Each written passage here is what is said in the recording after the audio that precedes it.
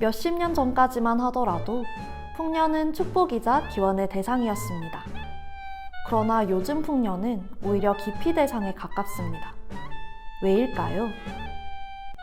풍년으로 쌀 공급이 과도해지면 쌀값이 떨어져 농가 소득이 오히려 줄게 됩니다.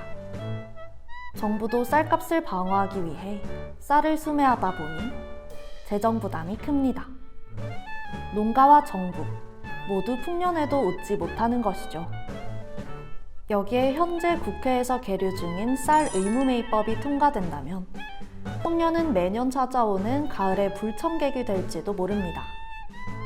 쌀 의무매입법으로 불리는 양국관리법 개정안은 쌀 초과 생산량이 예상 생산량의 3% 이상이거나 쌀 가격이 전년 대비 5% 이상 떨어진 경우 정부가 초과된 쌀 생산량만큼을 의무적으로 매입하는 것을 골자로 합니다.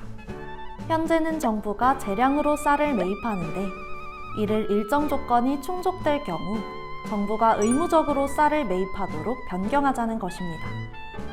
주식인 쌀의 생산이 식량 안보와 직결되는 만큼 정부는 기존에도 쌀 생산과 가격을 안정적으로 유지하기 위한 조치를 취해왔습니다. 쌀값이 하락하면 농민들의 피해가 크기 때문에 정부는 농민들이 안정적으로 쌀 농업을 유지할 수 있도록 개입해왔던 것이죠. 올해도 풍년으로 쌀값이 폭락하면서 정부는 지난 9월 쌀 45만 톤가량을 매입해 시장에서 격리할 것이라고 밝히기도 했습니다.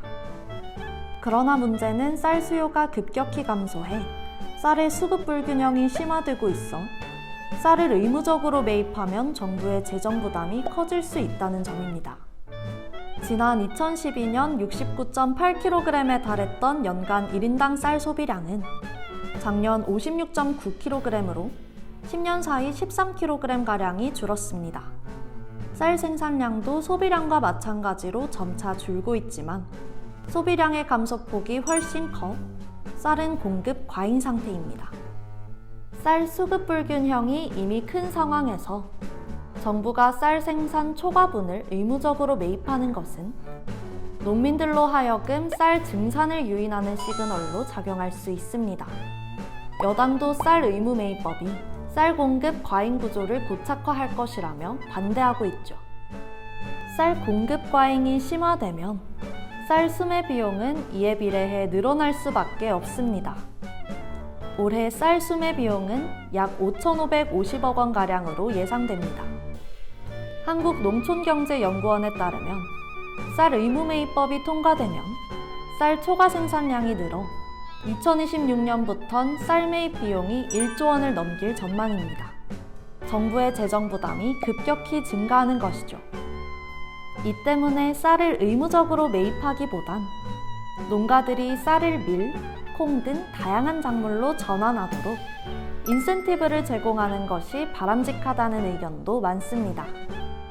러시아 우크라이나 전쟁으로 밀 가격이 크게 상승해 소비자들의 부담이 커지기도 한 만큼 식량 안보 리스크를 줄이기 위해서도 타작물 재배가 필요한 것이죠. 이처럼 쌀 의무매입법에 대한 우려가 크지만 쌀 의무매입법 도입을 강력히 주장하고 있는 농가들의 말도 무시할 순 없습니다. 올해 쌀 100g에 해당하는 밥 한 공기 가격은 겨우 204원.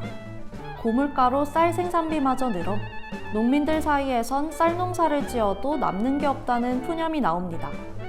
농민들은 올해 쌀이 폭락한 것이 정부의 늑장 개입 때문이라고 지적합니다. 정부의 개입이 의무가 아니다 보니 쌀 매입을 차일 피일 미루다 쌀값이 급락했다는 것이죠. 결국 쌀 의무 매입법이 아니더라도 쌀값을 안정적으로 유지하기 위해선 정부의 근본적인 대책이 요구되는 상황입니다. 쌀 의무 매입법을 놓고 여야가 격렬히 대립하고 있어 쌀 의무 매입법의 미래는 섣불리 예측하기 어렵습니다.